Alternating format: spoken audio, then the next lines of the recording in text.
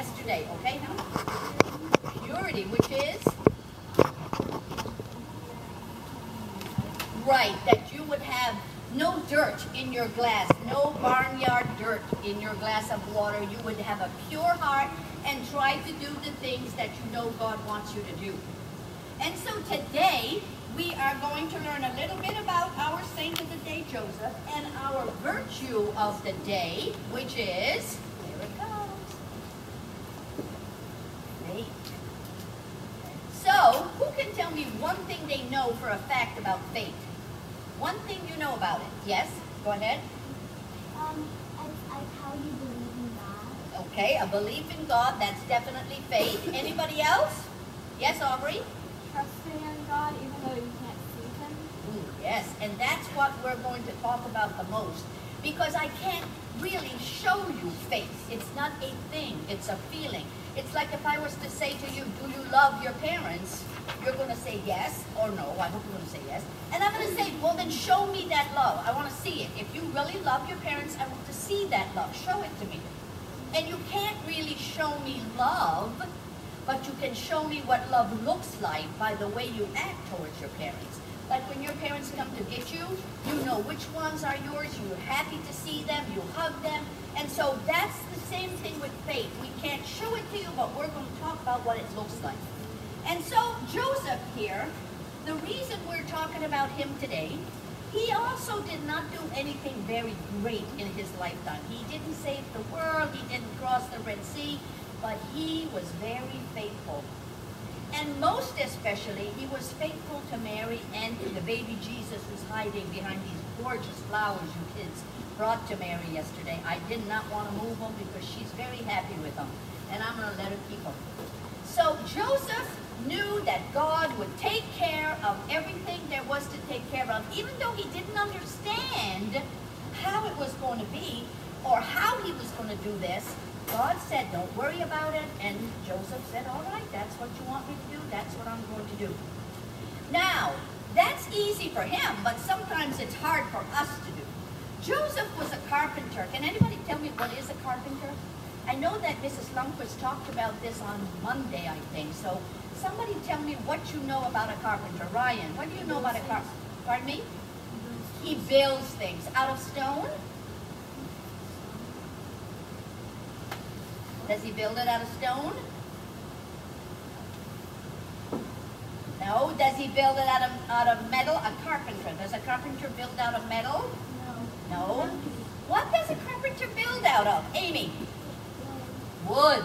A carpenter builds houses, or he constructs all kinds of things, mostly with wood. You may find a carpenter who's very good at other things too, but when we talk about Joseph, he had a wood shop, and that's where baby Jesus grew up, was in the wood shop, and he learned to work with his dad, with Joseph. So I'm not going to ask you to build anything today, but I did bring some tools in case we needed some building done. I wanted to show you a little demonstration, Maria, of what I think faith might give you an idea of what faith is. And I'm going to show you two different things. Hold on, do you have a question, please? Why does St. Nicholas and St. Peter and why do they have St. Peter? Why do they have the name Saint, you mean? It's because once you, in our church, in the church, when we have a person that has lived a very good life and done amazing things, or just in the case of the two saints who were so young that they couldn't do these amazing things, they love God so much that it changes their life. Remember that yesterday I told you St. Teresa, she was a horrible child till she got to be about 14, 15 years old. She realized she had no friends, she was mean, nobody liked her. She changed her mind and became a very good person to the fact that she was a saint.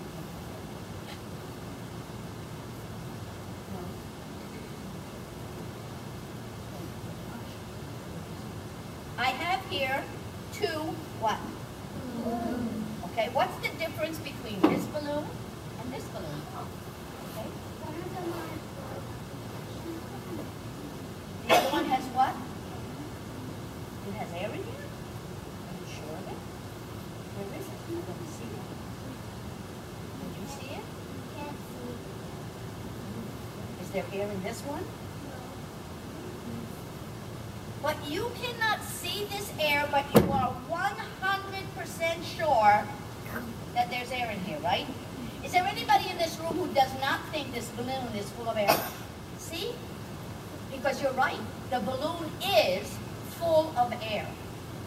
And if the air was let go or let out of the balloon, this is what you would have. Okay, just a minute. All right. Now I want to ask you, how, if you cannot see that air, but you're 100% sure it's in there, how can you be 100% sure in your faith that God is here and all around us? What do you see and what do you know that makes you think definitely somebody named God did something super special today and every day of your lives? What do you see or what do you hear? What makes you, okay, I'll ask Aubrey. She's going to come up with an idea for us. You can see all the buildings and the earth and everything. That didn't just pop up. The God made it. buildings? Well, the earth and nature, that was their original. That's it. form. The birds, the trees, the forest, the ocean. At one point in the Bible, it actually says that the whole earth was covered with water. And God said, I'm going to do something about that. He separated the two, and he made the land, and he made the ocean. Can you see the ocean? Of course you can see the ocean. Can you see land? Yeah. Of course you can see land. Does anybody here know, or have you ever heard of a country named, a place named Australia? Anybody here ever heard of Australia? Raise your hand. Okay, put your hands down. Anybody ever been to Australia? Raise your hand if you've been there. Me neither. Well, how do we know it's really there then? Maybe somebody told us a story. How do you know there's really an Australia, Reuben? God made it. He did, that's for sure. And he told us he's going to go put it over there, but how do we know it's true? Try. Map. On a map, you see what? You see continent. That says Australia on it, okay?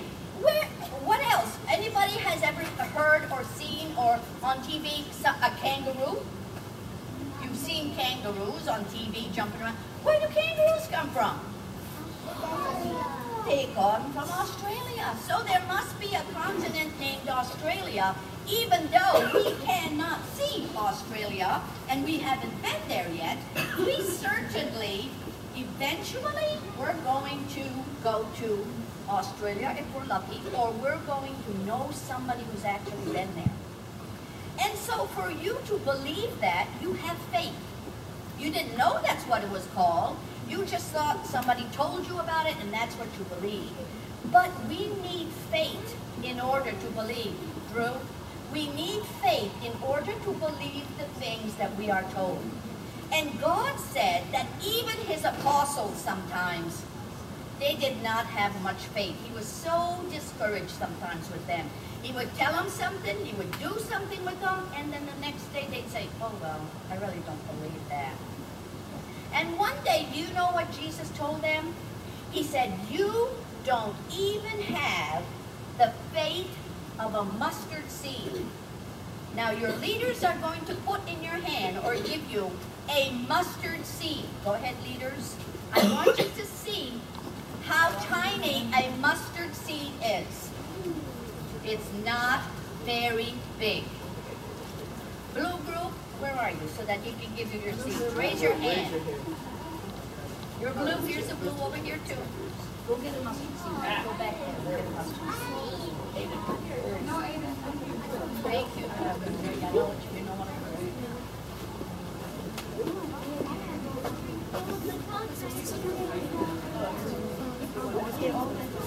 When you all have your mustard seeds, come back and sit down because I want to tell you what we're going to show you with them. Scott, do you have a spare for me? Oh, one. Here's one for me too. Thank you. Is everyone the blue group have one?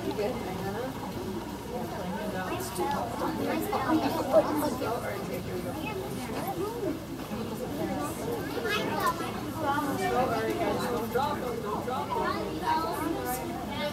Hello. Okay, does everybody have their mustard seed? Okay, if I take this mustard seed right now, and I throw it out the door on that pavement out there, what's going to happen to it? What's going to happen to the seed, please? It'll get stepped on. What else? Yes?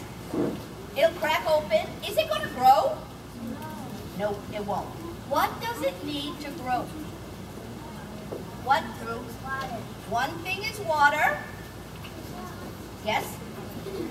Dirt or plant food of some kind. Who said the sun? Somebody just said the sun. You're right, Cole. We need the sun. If I plant this mustard seed in the ground and I give it good nutrition or fertilizer, I water it, the sun shines on it, I want to show you what's going to happen to our mustard seed. Luckily, Joseph brought his tape measure today, so I can show you.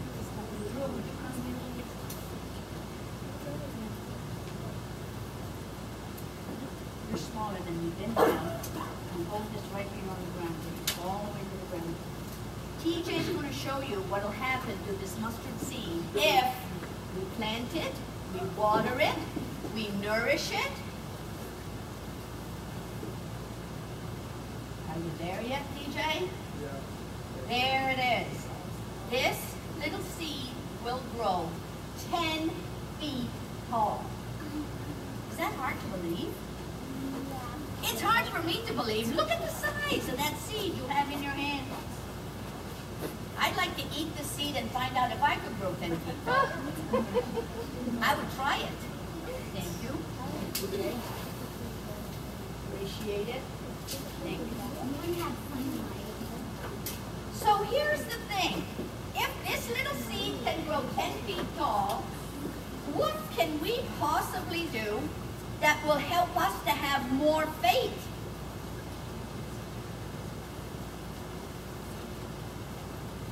Anybody have any idea what we could do? Try, Aubrey. Go to church and pay attention. Go to church and pay attention. That'll give us a little more faith. So let's put more faith in our balloon. Ready? What would happen to lose your faith? Or that you would have less faith? What would happen? Yes?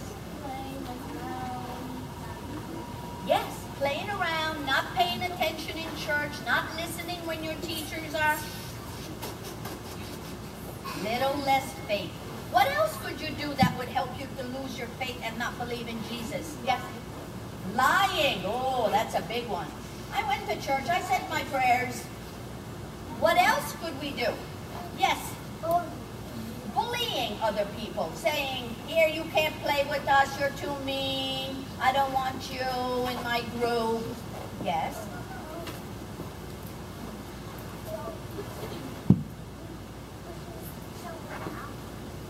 Yes, pushing someone over the slide or being so unkind. Look what's happening to our faith.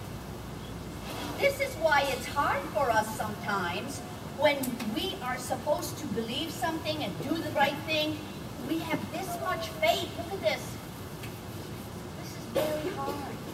Let's build it up again, guys. What else now can we do to build our faith? I want to know. Carlson, 1.